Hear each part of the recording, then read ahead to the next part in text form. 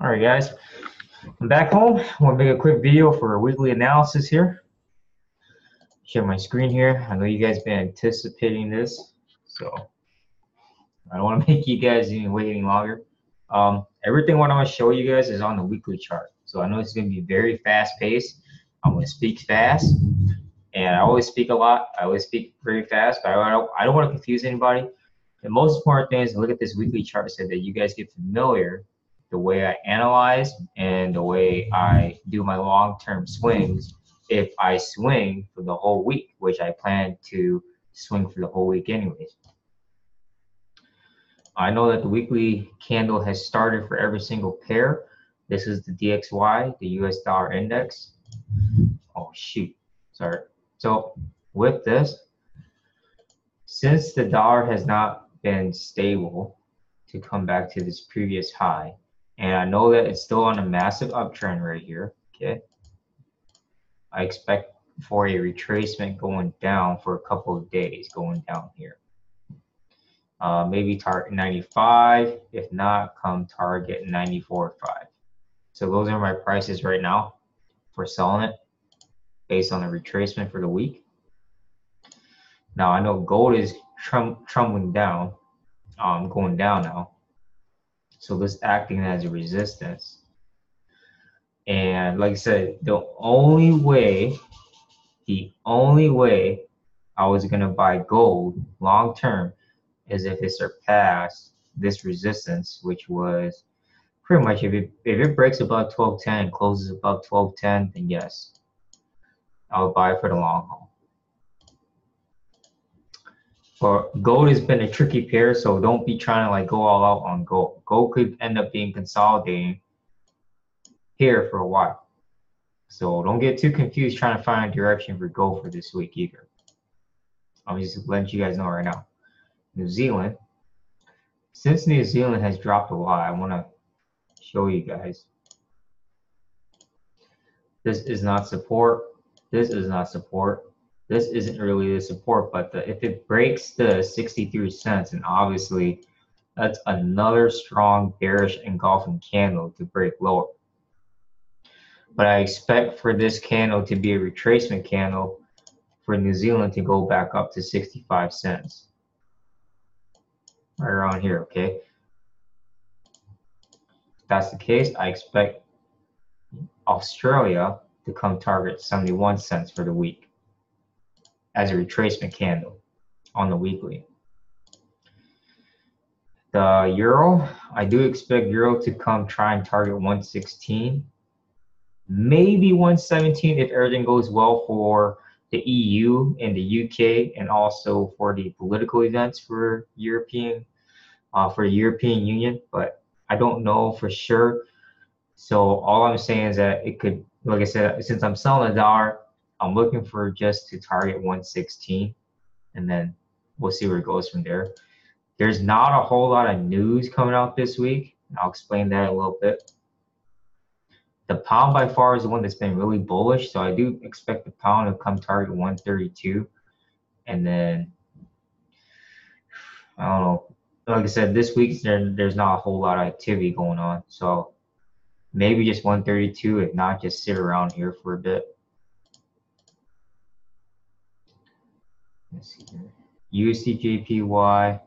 This is a pretty good candlestick pattern here to signify a sell.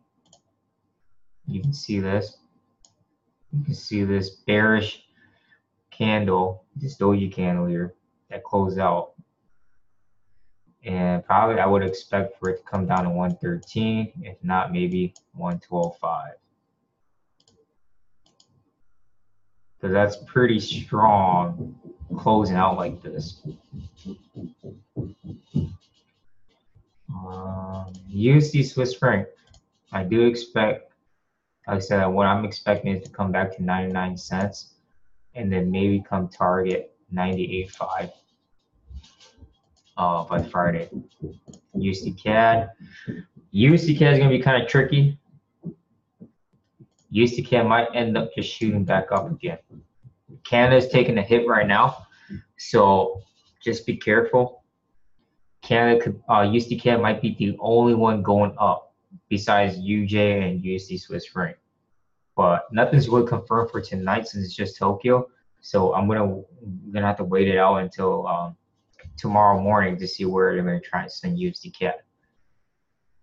And then what else I want to talk about? Oh yeah, news. So if we look for this week, and I want to do high impact only. There's not a whole lot. What? Hold on.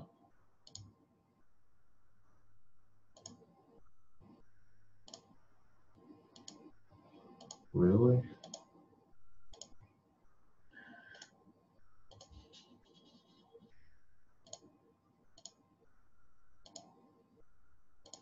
Wow. Okay, so the only high impact news this week, that doesn't make any sense.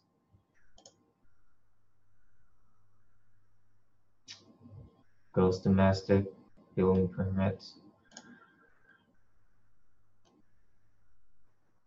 There is no high impact news on Friday.